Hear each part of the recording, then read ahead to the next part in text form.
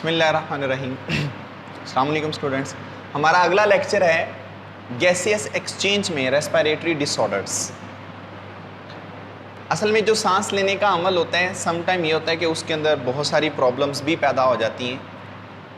वो प्रॉब्लम्स कैसे पैदा होती हैं, किसके ज़रिए से पैदा होती हैं, उनकी सिम्टम्स क्या हैं, फिर आगे अगर वो पैदा हो चुकी हैं फिर उनका ट्रीटमेंट क्या है, हम उसकी पूरी डिटेल से बात करेंगे। तो डिफरेंट ये डिसऑर्डर्स होते हैं, उनमें सबसे पहला जो डिसऑर्डर है वो है ब्रोंकाइटिस। ब्रोंकाइटिस ये वर्ड हम लेते हैं कहाँ से? ब्रोंकाई से।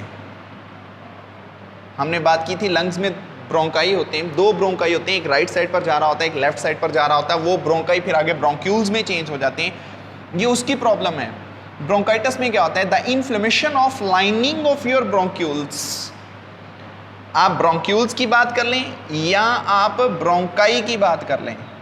अब वो कहते हैं कि बेसिकली तौर पर जो ब्रोंकाई हैं या ब्रोंक्यूल्स होती हैं उनकी जो दीवारें हैं, lining, wall of your bronchi, wall of your bronchi, यानी कि जो असल में ब्रोंकाई हैं इनकी जो दीवारें हैं उन दीवारों के अंदर क्या होती है? सोजिश पैदा हो जाती है। अब ये सोजिश पैदा कैसे हो जाती है? Some time bacteria, viruses, fungi या फिर कुछ इरिटेंट पार्टिकल्स होते हैं। ये जो इरिटेंट पार्टिकल होते हैं उन्हें हम स्मोक पार्टिकल्स कहते हैं।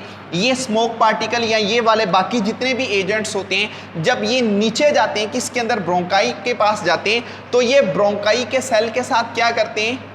उन सेल के साथ रिएक्ट करना शुरू करते हैं।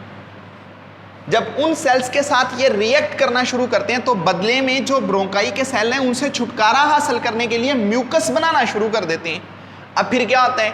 एक तो ये कि वहां पर सेल में सोजिश पैदा हो गई है, हिपेरन कंपाउंड्स पैदा हो चुके हैं, जिसकी वजह से फिर क्या होता है कि ऐसे कंपाउंड्स पैदा होते हैं जो बेसिकली तौर पर अंदर सोजिश पैदा कर देते हैं, हिस्टामाइन जैसा कि हैं। तो फिर इसके साथ साथ क्या होता है? म्यूकस भी पैदा होनी शुरू हो जाती है। दोनों सिचुएशंस में ये इतना ज़्यादा, यानी कि ये कह लें कि इसकी जो कंडीशन है वो इतनी ख़राब हो चुकी होती है कि हमें अब सांस लेने में प्रॉब्लम होने लगती है।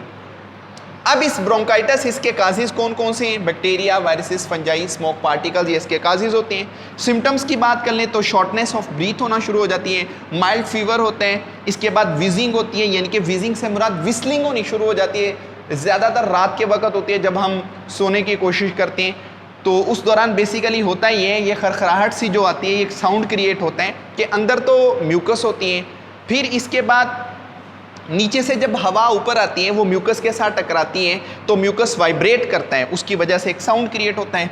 कफिंग, खांसी आती है, समटाइम खांसी के साथ साथ रेशा भी आना शुरू हो जाती है। वो जो बलगम आती है वो बेसिकली क्या होती है? वो म्यूकस ही होती है। इस ब्रोंकाइटिस की आगे दो टाइप्स होती हैं, एक को क्रॉनिक कहते हैं, एक को एक्यूट ब्रोंकाइटिस कहते हैं। जो तो क्रॉनिक ब्रोंकाइटिस होता है, इसमें जो पेशेंट होता है वो एक परमानेंट डैमेज अपना, यानी कि जो उसका लंग्स होते हैं या उसकी जो ब्रोंकाई होती हैं उन्हें परमानेंटली तौर पर नुकसान हो रहा होता है। वो बहुत ज़्यादा यहाँ से नुकसान उठा चुका होता है। क्यों? क्योंकि वो बहुत पुराना हो चुका है, 2 महीने से लेकर उसको 2 साल हो चुके हैं, इससे ज़्यादा अरसा भी हो सकता है। इस चीज़ को हम क्रॉनिक कहते हैं। क्रॉनिक का बेसिक मानी ये होता है कि एक पुराना मर्ज। एक्यूट की बात करें इसको चेस्ट फीवर भी कहते हैं, ये तकरीबन 2 हफ्तों के करीब होता है। इसके अंदर पेशेंट जो सा होता है वो परमानेंट डैमेज नहीं, यानी कि उसके जो लंग्स होते हैं वो यहाँ पर ज़्यादा डैमेज नहीं होते। अब ये कह लें कि इसमें नुकसान बहुत कम होता है, यहाँ पर नुकसान बहुत ज़्यादा हो रहा होता है। ठीक है, तो ये इस ब्रोंकाइटिस की 2 डेफिनेशंस होती हैं। दूसरी बात ये, ब्रोंकाइटिस एज फैक्टर पे भी डिपेंड करता है। एज देखिए, जैसे जैसे इंसान बूढ़ा होने लगता है ना, तो उसके साथ साथ बेसिकली तौर पर उसके बॉडी के जितने भी ऑर्गन्स होते हैं वो भी मांद पड़ने शुरू हो जाते हैं, वो भी अपनी एक्टिविटी, अपना वर्क सही परफॉर्म नहीं कर पाते। तो इसीलिए हम ये लिखते हैं कि ये एज फैक्टर भी जो सा है वो ब्रोंकाइटिस उस चीज़ को लीड कर सकती है। इसके बाद इसकी प्रिवेंशन या क्योर क्या होता है? मेडिसिन्स होती हैं जिसमें ब्रोंको डायलेटर ज़्यादातर मेडिसिन्स होती हैं, या फिर अगर आप इसकी प्रिवेंशन की बात करोगे तो अवॉइडिंग दी स्मोक होगा, यानी कि जो सिगरेट है उस चीज़ से बचा जा सके, या फिर उस जगह से यानी कि उस जगह पे ना जाया जाए जहाँ पर बेसिकली तौर पर ये बैक्टीरिया या वायरस, या आपको पता है कि वहाँ पर फंजाई के बहुत सारे स्पोर्स हो सकते हैं जिसकी वजह से हमें ये प्रॉब्लम हो सकती है, उस चीज़ से अवॉइड किया जाए तो हम इस बीमारी से बच सकते हैं। अगली जो चीज़ है उसे हम एम्फिज़मा कहते हैं। Emphysema destruction of wall of alveoli. जो एल्व्यूलाई हैं, असल में एल्व्यूलाई क्या है, एयर सैक्स होती हैं। एल्व्यूलाई इन्हें एयर सैक्स कहते हैं। इन एयर सैक्स में बेसिकली तौर पर वॉल्स होती हैं। सम टाइम वो दीवारें टूट जाती हैं। उन दीवारों के टूटने की वजह से अंदर थैली का जो साइज होता है वो ज़्यादा बढ़ जाता है, लेकिन जो सरफेस एरिया होता है वो कम हो जाता है। अब अंदर सैक, उसके अंदर वाला यानी कि जो वॉल्यूम है वो इंक्रीज हो चुका है, लेकिन एरिया उसका कम हो चुका है, जिसकी वजह से क्या होता है, यहाँ पर सांस लेने में प्रॉब्लम होती है। प्रॉब्लम क्यों होती है? जब एल्व्यूलर सैक्स, वो उनके दरमियान जो दीवारें होती हैं वो दीवार टूट जाती है, हवा अंदर आती है, वो थैली कोलैप्स हो जाती है, यानी कि वो थैली बंद हो जाती है। लेकिन अब वो दोबारा एक्सपेंड नहीं कर पाती। वो एक्सपेंड क्यों नहीं कर पाती? क्योंकि जिस चीज़ ने उसको एक्सपेंड करना था, जिसने फोर्स लगानी थी, वो दीवार ही टूट चुकी है, वो फैलती नहीं, जिस वजह से हवा अंदर ही रहती है, उसके इनसाइड स्टेल हवा रहनी शुरू हो जाती है। फिर हमें क्या होता है, सांस लेने में प्रॉब्लम होती है। अब इस एम्फिज़मा में जिसकी वजह से ये होते हैं वो कौन है? स्मोकिंग है, इन्फेक्शन है, फंजाई हो सकती है। सबसे ज़्यादा जो होते हैं वो इरिटेंट पार्टिकल्स होते हैं, जिनमें स्मोक सबसे ज़्यादा है। इसकी वजह से वो एल्वुलर सैक्स जो सी हैं, उनकी जो दीवारें होती हैं, जिन्हें एल्वुलर वॉल्स का नाम देते हैं, वो टूट जाती हैं। फिर इनकी अलामात क्या हैं? कफिंग होती है, साथ में पस पैदा होती है, स्पॉटम बलगम आती है, साथ में ब्लीडिंग भी होनी शुरू हो जाती है, शॉर्टनेस ऑफ ब्रीथ होती है, शॉर्टनेस ऑफ ब्रीथ, सांस लेने में प्रॉब्लम होती है, चेस्ट पेन होनी शुरू हो जाती है, इसके बाद स्टीजिंग चेस्ट होती है। तो ये इसकी मुख्तलिफ तरह के सिम्टम्स होती हैं। इसकी प्रिवेंशन या क्योर में क्या होती है? मेडिसिन्स दी जाती हैं, जैसे कि एंटी इन्फ्लामेटरी मेडिसिन्स होती हैं, एंटीबायोटिक्स दी जाती हैं, और एसेट अमाइनोफिन, ये कुछ केमिकल्स होते हैं, ये बेसिकली तौर पर दिए जाते हैं एम्फिज़मा में। इसके बाद अगली जो प्रॉब्लम है उसे हम नमूनिया कहते हैं। नमूनिया इन्फेक्शन ऑफ लंग्स होती हैं। इसमें जो एल्वुलर सैक्स होती हैं उसके अंदर पीप भरने लग जाती है, पस पैदा होने लग जाती है। ये किस तरह से होते हैं? बेसिकली तौर पर इस नमूनिया के अंदर जो पीप पैदा करते हैं वो कुछ बैक्टीरिया होते हैं, जिन्हें माइकोप्लाज्मा कहते हैं। ये माइकोप्लाज्मा जो बैक्टीरिया होते हैं, ये क्या करते हैं? ये लंग्स के अंदर टिश्यूज को डैमेज करना शुरू कर देते हैं। जब ये लंग्स के टिश्यूज को डैमेज करते हैं, अंदर वाली साइड पर हमारे वाइट ब्लड सेल्स भी होते हैं, ये दोनों आपस में कंपीट करते हैं। उनके डेड बॉडी के नतीजे में जो चीज़ पैदा होती है वो एक केमिकली कंपाउंड बन जाता है, जिसे हम पस या पीप का नाम देते हैं। नमूनिया इसकी दो टाइप्स होती हैं, एक सिंगल नमूनिया होता है, एक डबल नमूनिया होता है। काजिज में बैक्टीरिया भी आते हैं, वायरसेस भी होती हैं, फंजाई भी होती हैं, डस्ट पार्टिकल्स भी होते हैं। अब अगर तो आपको नमूनिया हो रहा है, यानी कि एक लंग डैमेज हो रहा है, हम उसको सिंगल नमूनिया कह देते हैं, या आम लफ्ज़ों में वैसे ही उसको नमूनिया कह देते हैं। अगर वो दोनों लंग्स का हो रहा है, हम उस चीज़ को कहते हैं डबल नमूनिया। अब ये जो नमूनिया है, इसका क्योर क्या है? यहाँ पर सबसे ज़्यादा एंटीबायोटिक्स दी जाती हैं। अब जो एंटीबायोटिक्स हैं उनमें टेट्रासाइक्लिन सबसे ज़्यादा होती है। पहल ये होता था कि जब ये अभी मेडिसिन प्रिपेयर नहीं हुई थी, जो एंटीबायोटिक्स हैं ये नहीं बनी थी, तो सबसे ज़्यादा जो चाइल्ड इनबॉर्न, यानी कि अभी जो बच्चे पैदा हुए हैं, अगर उन्हें नमूनिया की बीमारी हो जाती तो सबसे ज़्यादा अमवात जो सी थी उस वक़्त बच्चों के अंदर नमूनिया की वजह से होती थी, क्योंकि इसके अंदर जो लंग्स होते हैं उनके अंदर ये पीप भर जाती है, पस भर जाती है, जिसकी वजह से फिर क्या होता है कि उनको सांस सही नहीं आता, शॉर्टनेस ऑफ ब्रीथ होती है, स्पॉटम होती है। चलिए इसके सिम्टम्स लिख लेते हैं।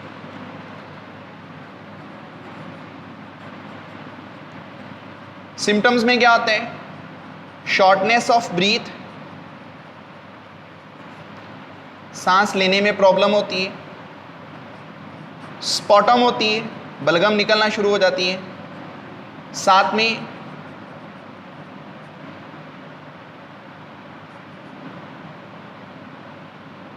विस्लिंग होती है ड्यूरिंग स्लीपिंग,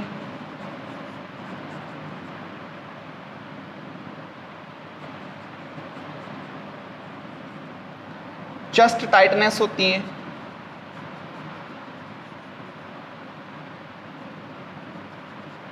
ये कुछ इसकी सिम्टम्स होती हैं। तो ये हमारे पास नमूनी है। इसके बाद जो अगला प्रोसीजर है उसमें उन्होंने बयान किया हुआ है एस्दमा।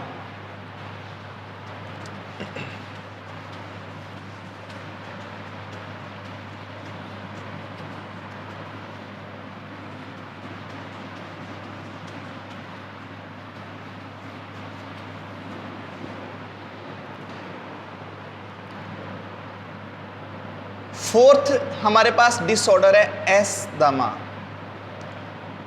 ये भी असल में एक रेस्पिरेटरी डिसऑर्डर है, रेस्पिरेटरी ये एक डिसऑर्डर है, और ये एक ऐसा डिसऑर्डर है जिसमें कोई माइक्रोब अटैक नहीं करता, बल्कि ये असल में अलर्जेंस पार्टिकल्स होते हैं। यहाँ पर अलर्जन पार्टिकल्स, इसका मतलब है एस्दमा बेसिकली तौर पर एक अलर्जेरिक रिएक्शन की बुनियाद पर होने वाली एक ऐसा डिसऑर्डर है जिसमें बेसिकली तौर पर क्या होता है कि जो हमारे लंग्स होते हैं या जो हमारी ब्रोंकाई या फिर ब्रोंक्यूल्स, इनमें क्या होती है, सोजश आ जाती है, ये स्वेल हो जाते हैं, ये इन्फ्लेम होना शुरू हो जाते हैं। फिर ऑटोमेटिकली तौर पर यहां पर क्या होता है, पस क्रिएट होती है। दूसरी बात ये, जब ये यहां पर स्वेल होते हैं, फिर स्वेलविंग के नतीजे में यहां पर जो म्यूकस होती है वो म्यूकस इंक्रीज होने लगती है। अब जब म्यूकस इंक्रीज होने लगती है फिर क्या होता है, हमें सांस लेने में प्रॉब्लम होती है। चलें इसके काजेस लिख लेते हैं। काजेस में क्या आता है, डस्ट पार्टिकल, स्मोक पार्टिकल,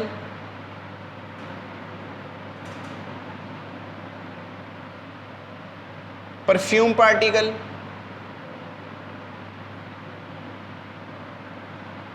ये वो पार्टिकल्स होते हैं जो बेसिकली तौर पर हमें एस्दमा की प्रॉब्लम क्रिएट करते हैं। तो इसकी सिम्टम्स में shortness of breath,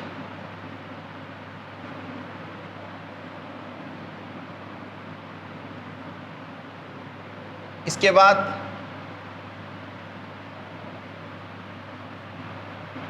chest tightness,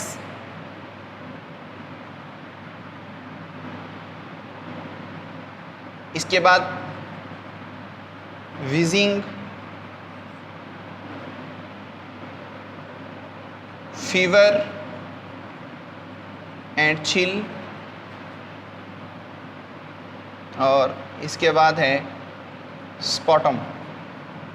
ये इसकी चंद एक अलामात होती हैं। इसका क्योर क्या है, इसके क्योर में हम ब्रोंकोडायलेटर केमिकल यूज़ करते हैं।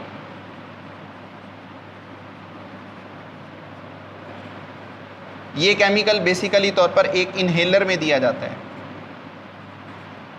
इस इनहेलर के ज़रिए से हम इसको माउथ के अंदर स्प्रे करते हैं, जिसकी वजह से क्या होती है, हमारी ये जो ब्रोंकाई या जो ब्रोंक्यूल्स होती हैं, इनकी जो दीवारें होती हैं वो डायलेट हो जाती हैं, वो फैल जाती हैं, जिससे फिर क्या होता है, हमें सांस लेने में थोड़ी सी आसानी पैदा हो जाती है। ठीक है जी, तो ये हमारा आज का लेक्चर है। अब इसका एक टॉपिक रहता है जिसे हम बात करेंगे किसके साथ, आगे स्मोकिंग के साथ, बैड इफ़ेक्ट्स ऑफ स्मोकिंग के साथ, तो वो चीज़ कहलाएगी लंग कैंसर।